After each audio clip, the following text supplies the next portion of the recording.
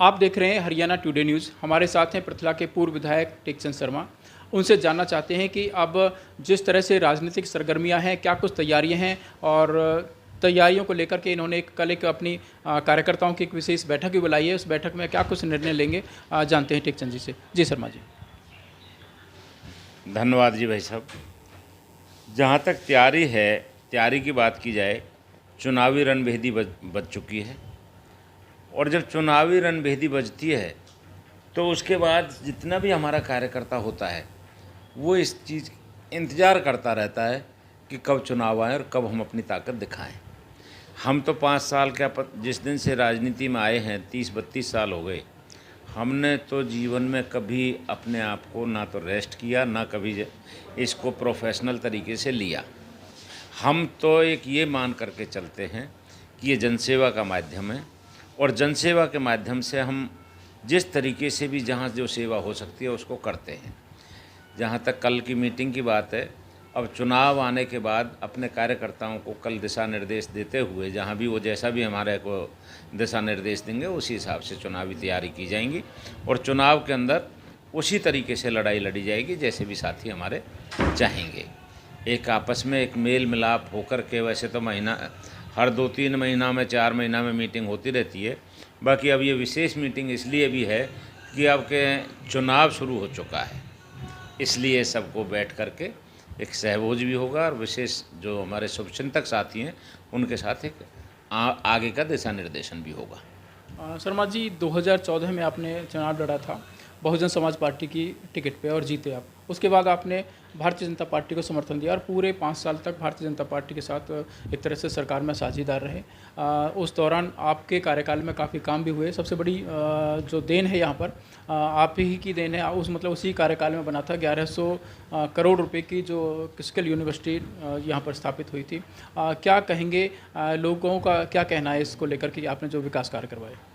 नहीं, लोगों का कहना तो लोग बता सकते हैं कि भाई कितना हमने विकास कार्य कराया, उनका बेनिफिट। पहले मेरे को लोग कहते थे कि क्या यूनिवर्सिटी का 100 एकड़ ज़मीन हमारी ख़राब करा दी। आज वही दूध वाला कहता है कि शर्मा जी, हम दिल से आपका धन्यवाद करते हैं कि आज हमारे बच्चे, कम से कम सैकड़ों बच्चे उसमें पढ़ते भी हैं, साथ साथ वहाँ से जॉब भी मिला है और लोगों को आगे बढ़ने का एक मौका मिल रहा है।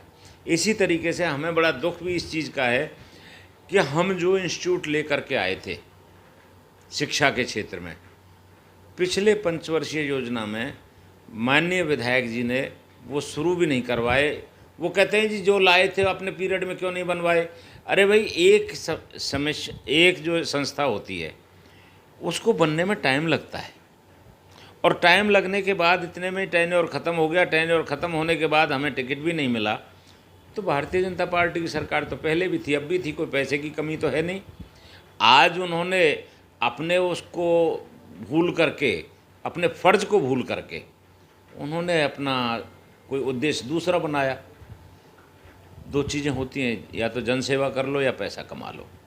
हम एक चीज़ कहते हैं कि हमसे पूर्व भी विधायक रहे, आज मैं उनसे भी पूछना चाहता हूँ आपके माध्यम से कि वो बताएं तो सही उन्होंने कितनी संस्था लेकर के आए। आज मैं एक इंटरव्यू आप जैसे साथी का देख रहा था उनका कि मैंने पैसे बांटे। अरे पैसे तो भाई ग्राम पंचायतों के अंदर जो आना होता है सबका आता है और उसका पैसे का भी आज हिसाब देख लो।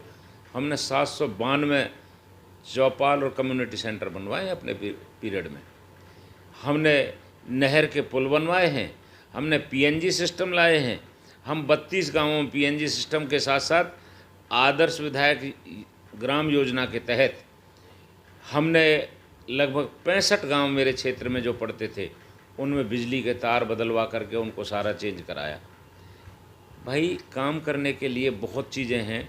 मैं आपको बताना चाहता हूँ कि मैंने अपना लिखित में एक एजेंडा दिया है कि भाई मैंने ये काम कराए। अगर किसी को ऑब्जेक्शन है कि ये काम नहीं हुए तो मेरे से क्वेश्चन करें या इलाके में उस चीज़ को कहें कि भाई ये गलत काम हुआ है, ये नहीं हुआ और झूठी बात है। लोग काम भी नहीं करते हैं, ऊपर से ड्रामा करते हैं। उन लोगों ने सिर्फ आज वो कई बार मेरे को कांग्रेस इन पर बड़ा हंसी आती है। वो कहते हैं कि हम हिसाब मांगते हैं। अरे हिसाब दो ना, पृथ्वी की जनता भी हिसाब मांगती है कि तुम इलेक्शन के दौरान क्या थे, इलेक्शन के बाद आप क्या बने, और इलेक्शन के बाद आपने कितने विकास कार्य किए और आपने अपने घर का कितना बड़ा विकास किया। उन साथियों से पूछना चाहिए, चाहे मेरे से पूर्व में विधायक बने या मेरे से पहले विधायक बने हैं। पहले नौकरियां बिकती थी, अब नौकरियां योग्यता के आधार पर मिलती हैं। क्या एक ही परिवार के अंदर, विधायक के परिवार में मास्टर भी वही लगते हैं, तहसीलदार भी वही लगते हैं?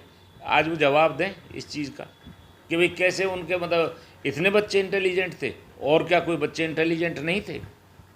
आज मैं बताना चाहता हूँ आपके माध्यम से, मेरी 3 बेटियाँ, और तीनों में से एक सर्जन है, एक एडवोकेट है और एक दूसरी भी डॉक्टर है। मैंने कभी गवर्नमेंट जॉब के लिए ये नहीं कहा कि भाई मेरे बच्चों को ये ग्रांटेड दे दो, योग्यता होगी अपना बन जाएंगे, नहीं तो अपना प्राइवेट जॉब कर रहे हैं, कोई दिक्कत नहीं। शर्मा जी, पूर्व में जब आप विधायक थे तो भारतीय जनता पार्टी के खूब सहयोगी रहे 5 साल तक, और भारतीय जनता पार्टी का आपका खूब सम्मान भी किया और खूब पैसा भी दिया। करोड़ों रुपए यहाँ पर आए लोगों की भलाई के लिए। लेकिन फिर उसके बाद में ऐसा क्या हुआ कि आपको भारतीय जनता पार्टी ने टिकट नहीं दी, जबकि माना जा रहा था कि आप भारतीय जनता पार्टी की टिकट के लिए तैयारियां कर रहे हैं? देखिए, ये कोई व्यक्तिगत पार्टी नहीं है। भारतीय जनता पार्टी एक विश्व का सबसे बड़ा संगठन है। कांग्रेस में परिवारवाद चलता है, बीजेपी के अंदर वो चीज़ नहीं चलती।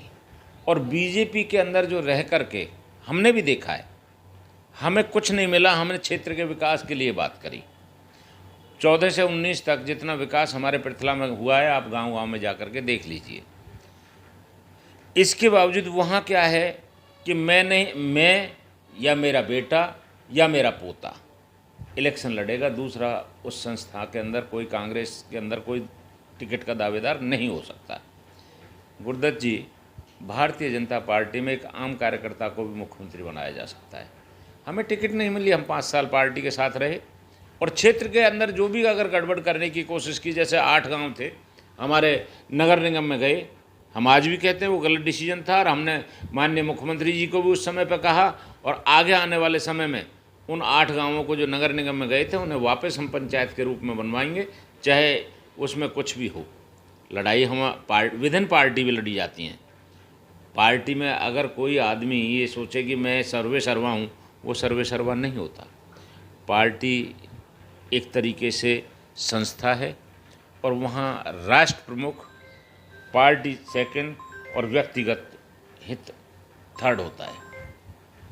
मैं आपको बताना चाहता हूँ कि पार्टी ने टिकट नहीं दिया, कोई बात नहीं, किसी भाई को और को दे दिया, वो लड़के देख लिया। अब हमने 5 साल और मेहनत की है, लोगों में गए हैं, लोगों के अंदर विचार अपने व्यक्त किए हैं। अब की बार जो सर्वे वगैरह हो रहे हैं, पूर्ण रूप से मजबूत साथी को ही टिकट दिया जाएगा। और मजबूत साथी में अगर सर्वे में हमारा, मेरे अंदाज में तो पृथले में आप भी घूमते होंगे, हम किसी से कमजोरी में नहीं हैं। अब की बार यहाँ कमल भी खिलेगा, और भारतीय जनता पार्टी की तीसरी बार नायब सैनी जी के नेतृत्व में सरकार बनेगी। टेक्सन शर्मा जी, आपने पृथला विधानसभा क्षेत्र से एक तरह से 2019 के चुनाव के लिए त्याग किया है, और आपने किसी भी पार्टी से कोई चुनाव नहीं लड़ा, जबकि नैनपाल रावत काफ़ी लंबे समय तक भारतीय जनता पार्टी में रहे, और उसके बाद जब उन्हें टिकट नहीं मिली तो उसके बाद वो बागी हो गए और इंडिपेंडेंट चुनाव लिया, और उनकी किस्मत थी, जनता का प्यार मिला और वो चुनाव जीत गए। अब फिर वो भी भारतीय जनता पार्टी की टिकट चाहते हैं, और आप तो चाह ही रहे हैं। तो दोनों में से किसका पलड़ा ज़्यादा और किस तरह से? हालांकि आपने ये भी कहा है कि नैनपाल रावत ने राजनीति में 2 चीज़ मिलती है, या तो जनता का प्यार मिलता है या पैसा। किस तरह से कहेंगे आप? देखिए भाई साहब, ये पार्टी डिसाइड करेगी कौन मजबूत है, कौन कमज़ोर है। दूसरी चीज़, जहाँ तक बात कही आपने, लोगों को एक समझ में नहीं आता कि इलेक्शन लड़ना ही कोई मुख्य उद्देश्य होता है। एक आदमी 3-3 बार हार रहा है, उसके बावजूद भी मैं लड़ूंगा, मरूंगा, गिरूंगा। अरे भाई, लड़ने मरने की बात तो जब हो, जब यार सेवा करनी है तो वैसे भी कर लिया। हमने 5 साल चुनाव नहीं लड़ा, हम फिर भी तो पार्टी के साथ रहे, और आज भी इलाके के अंदर हमने दुख सुख में साथ दिया। एक आदमी हार रहा है बार बार, नहीं जी मेरे तो वोट बढ़ रहे हैं, अरे वोट तो बढ़ने ही बढ़ने हैं। अगर मान लो पहले 4 कैंडिडेट होते थे, फिर 3 हो गए, अब की बार 2 रह गए, और 2 रहने के बावजूद उसमें कौन सी लंबी चौड़ी बात है, कोई वो थोड़ी है। इतना तो परसेंटेज ऑफ वोट, वैसे भी वोटर भी बढ़ गए। ये गलत फहमियाँ पाल करके ना आदमी को, मेरे को टिकट नहीं मिला, मैं चुप रह गया, इसमें कोई दो राय नहीं है। आदमी को टिकट नहीं भी मिलता है, सेवा भावना होनी चाहिए, पार्टी के अंदर रह करके अपनी सेवा करनी चाहिए। हम एक चीज़ जानते हैं कि भारतीय जनता पार्टी कभी किसी का हक रखती नहीं है। शर्मा जी, आपने 8 गांवों का मुद्दा उठाया जो नगर निगम में चले गए हैं, कि वापस लाने की बात कह रहे हैं। इसके अलावा और भी कई बार आपने कई बातों को लेकर के सरकार के खिलाफ आपने बिगुल बजाया है, जैसे कि गतपुरी टोल प्लाजा का मामला है, उसमें भी आपने प्रदेश सरकार के खिलाफ काफ़ी संघर्ष किया। और एक तरह से उस समय तो हालात ये हो गई थी, लोग कहने लगे थे कि टेकचंद शर्मा जी का भारतीय जनता पार्टी से मोह भंग हो गया और वो छोड़ने की तैयारी में, और लोगों ने कह भी दिया था। नहीं, ये देखिए बात सुनो, अगर मान लो टोल कांग्रेस की देन थी ये, जिस टाइम पे ये बनना 2009 में शुरू हुआ था रोड, उस टाइम पे 9 से 14 कांग्रेस की सरकार थी। और मैंने उस टाइम पे एग्रीमेंट दिखाया था लोगों से, टोल पे बैठते हुए जब वो कह रहे थे ना भारतीय जनता पार्टी ने टोल लगाया, उस एग्रीमेंट में था कि यहाँ पे टोल लगेंगे, 2 टोल लगेंगे। अब नितिन गडकरी जी ने उसका भी इम्प्रूवमेंट किया है कि भाई 60 किलोमीटर से पहले अगर कोई टोल होगा तो 3 महीने के अंदर अंदर वो हट जाएंगे सब। आज उसमें संघर्ष किया तो आज 200 रुपये में सारी गाड़ियाँ हमारे क्षेत्र की निकलती तो हैं। फरीदाबाद ज़िले की उस बॉर्डर से लेकर उस बॉर्डर तक टोल में सिर्फ 200 रुपये महीने का चार्ज लगता है, ना कि उसमें 155 रुपये पर डे के हिसाब से, पर ट्रिप के हिसाब से। तो उसका फ़ायदा होता है अगर संघर्ष करते हैं। अब हमने तो मुद्दा वहाँ पे भी उठाया था कि भाई चंदावली के अंदर मतलब कूड़ा घर बनने वाला था, आप कहेंगे वो भी विरोध था। भाई फरीदाबाद का कूड़ा हमारे क्षेत्र में क्यों गिरे? देखिए लड़ाइयाँ तो ठीक है, भारतीय जनता पार्टी की सरकार है, हमारी सरकार है। हमारे साथ में अगर कोई अन्याय करेगा, हमारे क्षेत्र के साथ में अन्याय करेगा, तो हम अपनी आवाज़ भी नहीं उठाएं, और वो माना गया, उसके बाद वो वहाँ से हटाया गया। तो इसमें तो कोई गलत बात नहीं है। अगर कोई मेरे घर में घुस करके मेरे हक को कोई छीनता है तो गलत है ना, उसमें तो कोई गलत बात नहीं है। अगर मान लो वो टोल वहाँ से अगर हटता है, हमारा बड़ा सौभाग्य होगा और हटेगा भी। मैं आपको एक और बताना चाहता हूँ आज गुरुदत्त जी, आप ध्यान रखना, अगला 5 वर्ष में नायब सैनी जी की सरकार बनेगी हरियाणा प्रदेश में, और माननीय मोदी जी के आशीर्वाद से बनेगी। अगला जो 5 वर्षीय योजना है उसमें पृथला का इतना बड़ा विकास होगा, विश्व के मानचित्र पर होगा ये मैं आपको बताना चाहता हूँ। क्योंकि जेवर एयरपोर्ट को जो रोड जा रहा है, बॉम्बे बड़ौदा हाईवे बना है, एक्सप्रेस वे, आगरा वाला एक्सप्रेस वे, और जो साथी जितने हमारे यहाँ विकास कार्य आ रहे हैं, इसका आज मैं एक चीज़ आपके माध्यम से पूछना चाहता हूँ। मैं तो बता दूंगा कि मेरा विज़न क्या है 2024 से 29 तक। आप उन साथियों से एक बार ये पूछ के आना कि 24 से 29 अगर तुम एमएलए बनते हो, वैसे तो भगवान ने उनके पंख पूरी तरह काट दिए हैं, 3 बार, 1-2 बार हार चुके हैं। एक मतलब जाना बाई लक, बाई एक्सीडेंटल कहूँगा मैं, तो वो विधायक बन गए। आगे शायद उनके लिए जीवन में रहा मुश्किल, क्या असंभव है। उनसे एक चीज़ पूछना कि तुम अगर मान लो तुमने 5 साल जब रहे, क्या तो तुमने इस 5 साल में किया, क्या तुम्हारा आगे का भी कोई विज़न है? कुछ नहीं है। हमारे यहाँ 4 गांव में तोड़ फोड़ हुई, चंदावली, मछगर, अटाली और दयालपुर। जबकि हमने उस समय पर 14 में हम जब वो एमएलए थे, उसमें माननीय मूलचंद जी भी थे हमारे साथ, पीडब्ल्यूडी वाले भी, ईआईसी वगैरह थे। एक कमेटी बनी और कमेटी के अंदर हमने एक डिसीजन लिया था कि केजीपी से लेकर के आईएमटी तक एक बाईपास बनना चाहिए। इन 4 गांव में तोड़फोड़, आज भी वहाँ पे अगर मान लो रोड चलता है तो एक्सीडेंट होने के बहुत ज़्यादा चांस है। सबसे प्रायोरिटी पे वो बाईपास बनना चाहिए था। माननीय कृष्ण पाल जी से भी हमारी कई बार इस चीज़ में, बड़े भाई हैं, हम उनसे भी कह देते थे, मैं कृष्ण पाल जी, हमारा जैसे मान लो ये मोहना में कट का मुद्दा है, इसको उन्होंने माना और चुनावों के अंदर जो उन्होंने वादा किया था उसको उन्होंने निभाया। मैं उनका तहे दिल से शुक्रिया अदा करता हूँ। इसके बावजूद यहाँ बघोला के अंदर एक देवली पे कट बनना था, उसके नीचे से निकलना था, उसका भी उन्होंने माना। एक हमारी बात और रह रही है अभी, माननीय कृष्णपाल जी से हमने रिक्वेस्ट किया और उसके लिए उन्होंने परसुएशन भी आगे करना शुरू कर दिया है। मोहल्ला से और कैली तक ये बॉम्बे बड़ौदा हाईवे के साथ जो हमारा बाईपास बनना है, उसको भी अब देखिए इतना टेन्योर में, अभी तक तो उम्मीद ये थी कि 15-20 दिन बाद आचार संहिता लगेगी, बाकी इलेक्शन कमीशन ने लगा दिया, तो उसका भी हम आगे परस्यू करेंगे, ऐसी कोई बात नहीं है। शर्मा जी, आपने जिक्र किया कि आने वाले समय में पृथला का बहुत अधिक विकास होगा, जबकि लोगों का ये कहना है कि बिजली की समस्या, पानी की समस्या और सड़कों की समस्या से त्रस्त होकर के काफ़ी जो उद्योग यहाँ पर आए थे वो यहाँ से कुछ जा रहे हैं और कुछ जा चुके हैं यहाँ से। मैं आपको बताना चाहता हूँ गुरुदेव जी, ये कांग्रेस वालों का एक ढकोसला है, वो एक र्यूमर बनाते हैं। यहाँ से एक भी इंडस्ट्रीज़ अभी तक छोड़ करके नहीं गई।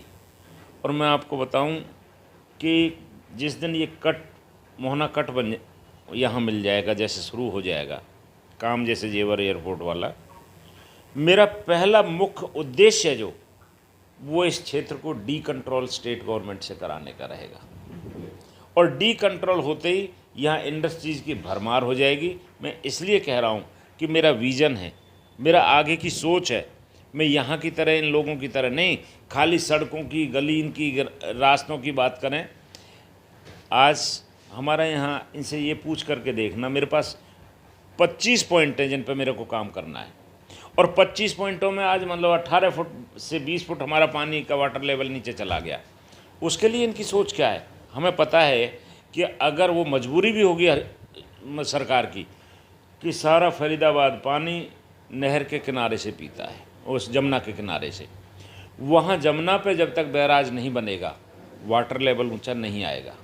उसको बैराज बनवाना, एक खेल के लिए हमने पहले भी फाइल चलाई थी, एक इंटरनेशनल स्टेडियम मोहना के अंदर। माननीय मुख्यमंत्री जब उस टाइम पे मनोहर लाल जी थे, उस टाइम पे हमने रिक्वेस्ट की थी, उन्होंने माना भी था कि प्रिंसिपली वो एग्री हो भी गए थे कि भाई इस चीज़ में कोई दो राय नहीं है, यहाँ से सब चीज़ कनेक्टिविटी बहुत अच्छी रहेगी। बाकी वो पेंडिंग पड़ा हुआ है, पुराने जो कार्य हैं वो आज चालू नहीं हुए। क्या करें, ये काम करने वाला तो व्यक्ति भाई खुद की जिम्मेवारी होती है ना कि जो वहाँ का पदाधिकारी होता है उसकी जिम्मेदारी होती है कि किस तरीके से इसे हैंडल करना चाहिए, किस तरीके से आगे चलना चाहिए। शर्मा जी, चुनावी बिगुल बज चुका है और चुनाव की तारीखें घोषित हो चुकी है। अब हरियाणा में जो चुनाव होंगे तो उसमें किस किस पार्टी की क्या क्या स्थिति होगी? देखिए, मैं यूँ कहूँ कि कोई चुनाव तो 100% तीसरी बार भारतीय जनता पार्टी की सरकार बननी है, नायब सैनी जी के नेतृत्व में बननी है। और जहाँ तक किस किस पार्टी की बात है, आज पार्टी सिर्फ दो ही हैं, बीजेपी और कांग्रेस। ये वोट काटू जो पार्टी थी, ना तो लोकसभा में उनको किसी ने कोई महत्व दिया और ना ही विधानसभा में मिलने वाला। इसलिए चिंता ना करो, बहुत जल्दी आपको। वोट काटू पार्टी कौन कौन सी हैं? वोट काटू पार्टी, आप पता है कि एक्सीडेंटल पार्टी एक पैदा हुई थी जजपा, बीएसपी का हालात आपको सबको पता है, एनएलओ का हालात सबको पता है, आम आदमी पार्टी का हालात सबको पता है।